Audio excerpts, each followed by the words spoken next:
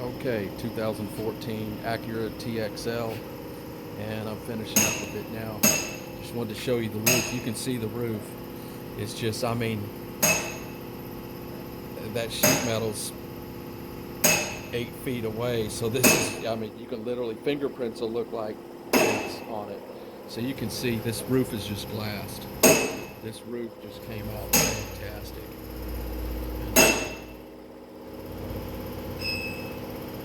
I had to take the headliner down on it, which was pretty easy headliner. It wasn't a difficult headliner to do, but you can see the reflection on this tin. This roof came out really good. It only took me, I'm guessing once I got the headliner down, it probably only took me maybe 40 minutes to do the roof. There was dime, nickel, and maybe some quarter size. They go quarter size pretty quick. It's pretty rare to find dime sized dents in this industry. But it was all 1 inch and 1.5 inch hail that hit here recently.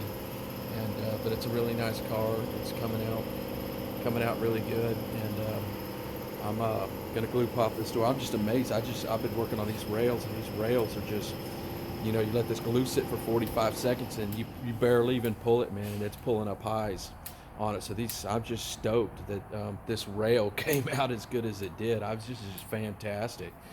It's a dent guy's dream that these rails came out as nice as they did, because they can be pretty wavy, because you have to get really tough with it. The glue doesn't stick. It's about 55 degrees outside right now.